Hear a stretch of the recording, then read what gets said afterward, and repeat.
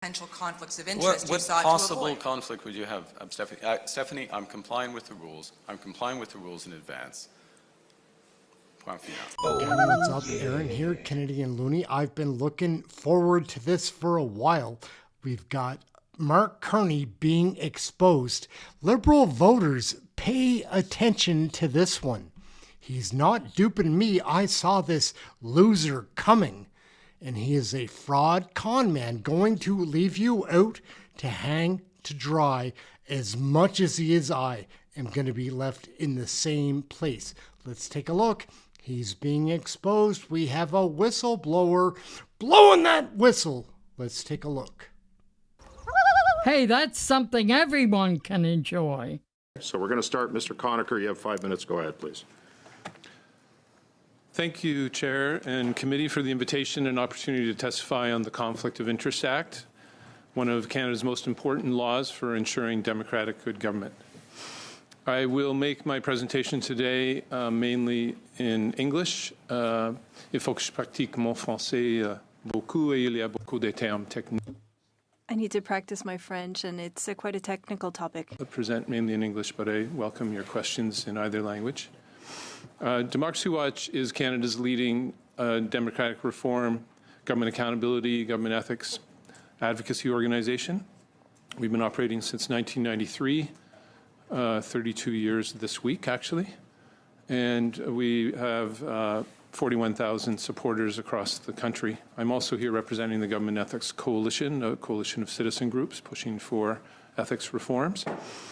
It's great that the committee is holding open hearings, unlike the secretive behind-closed-door hearings that another House committee held in 2022 to review the MP Ethics Code. Conservative MPs and Bloc MPs, you're asking some good questions, better questions about the Act than have been asked by MPs at this committee in the past 20 years. So it's great to see that. But you are still missing some key loopholes and flaws and not cutting through the obscurities and misleading haze about the Act that the Ethics Commissioner Conrad von Finkenstein creates whenever he talks about the Act. Hopefully, Liberal MPs on this committee, you will set aside your talking points and prepared questions that the Cabinet and Research Bureau have prepared for you and actually listen and think about the seriously unethical, undemocratic, and bad government actions that are currently legal under the Conflict of Interest Act, and why long overdue changes need to be made to ensure democratic good government now and into the future. The Conflict of Interest Act and the related MP Code and Senate Ethics Code and the codes that apply to federal government employees are among the most important laws and codes for ensuring democratic good government. Unfortunately, and Democracy Watch's written submission to the committee will provide all of the details, section by section, the Conflict of Interest Act is a sad joke. That because of huge loopholes in the law, doesn't apply to 99% of the decisions and actions of the most powerful people in the government. It really should be called, because of these loopholes, the Conflict of Interest Act really should be called the almost impossible to be in a Conflict of Interest Act. The Conflict of Interest Act, which covers cabinet ministers, their staff, and top government officials, does not prevent, prohibit, or penalize conflicts of interest. So it's truly Orwellian. In fact, the Act is so full of loopholes that allow powerful politicians and public officials in the federal government to have secret investments, to secretly participate in decisions when they have a clear financial conflict of interest, and to secretly profit financially from their decisions. The Act is weaker than the rules for senators and federal government employees, and as weak as the rules for backbench MPs, which makes no sense at all. It is simply perverse that the most powerful politicians and office holders in Canada's federal government have much weaker ethics requirements and standards than the least powerful public servants. If you support the Conflict of Interest Act in its current form, and if you support the weak and in some cases dangerous proposals for amendments that the Ethics Commissioner von Finkenstein has put forward, if you support the Act in its current form or with these weak amendments, you support protecting private interests, you support politicians and public officials profiting financially from their decisions, and you support unethical and corrupt policymaking, all of which violates the public interest clearly. As the Globe and Mail put it in an editorial in June, A plan to make changes to make the Conflict Interest Act actually effective is missing in action, MIA. The Conservatives made some promises in their election platform, but they were a bit vague and focused pretty much only on the Prime Minister's role and position. The Liberals bloc and NDP made no promises. The Globe's editorial also criticized the Ethics Commissioner's very limited recommendations in his annual report, which you've heard about from him. And in some cases, those recommendations, again, would weaken the law. Hopefully, instead of keeping this sad joke of a law that has done very little to clean up federal politics in the past 20 years, almost, all federal parties will work together and go beyond the Ethics Commissioner's mostly bad recommendations to finally close all the loopholes in all federal political ethics laws and codes and strengthen enforcement and penalties so politicians and their staff and top government officials are no longer allowed to make unethical, self-interested decisions or secretly profit from their decisions. I will now provide a quick summary of the dirty dozen loopholes in the Act, and similar loopholes exist in the MP Ethics Code and Senate Ethics Code, along with enforcement flaws. Again, Democracy Watch's written submission will provide all the details, including a link to my 900-page plus PhD thesis, which analyzed the Act and codes and other federal democracy laws and recommended key changes, in case you want even more details. I welcome your questions about anything concerning effective government ethics standards and enforcement after I briefly list the loopholes in enforcement. Rule requiring honesty. I'm sorry, Mr. Conacher, we have 5 minutes, so we're over that time. I'm going to suggest if you wanted to in your brief, or if it comes up in questioning, you can refer to that, but I'm going to have to stop you there. Okay, that's fine. Because we're going to start with our first round of questioning, and I apologize for that, sir, but we want to get to questions. Mr. Cooper, you have 6 minutes. Go ahead, sir.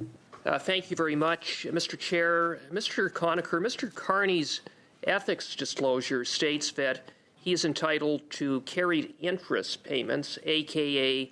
future bonus pay, in respect of the performance of Brookfield's global transition funds, in which he co-led efforts to raise billions of dollars of capital for.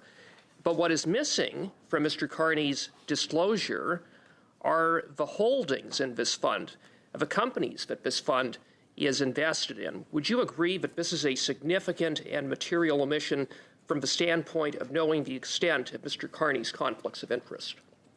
Yes, and unfortunately, though, the disclosure rules allow for secret investments, essentially. The details are not provided.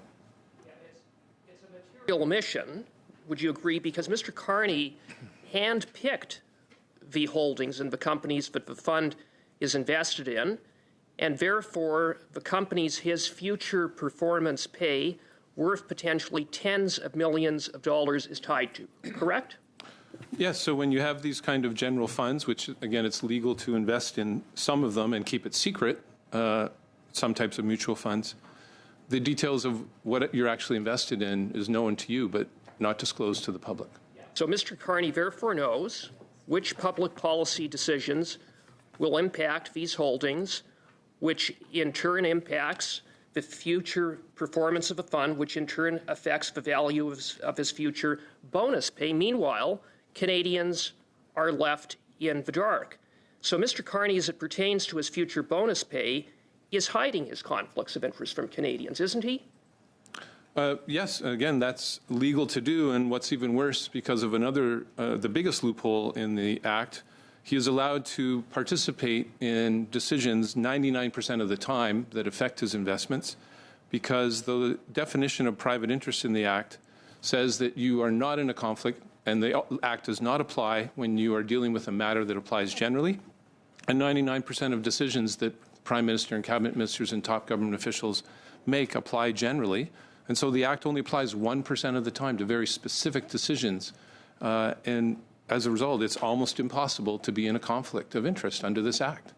And I agree with you on that point. But to be clear, just with respect to disclosure, there's nothing that prevents Mr. Carney from disclosing the companies and the holdings of these funds, is there? If he wanted to be transparent, he could simply disclose that information to Canadians? Of course, you can always go beyond what's required in terms of disclosure and also compliance.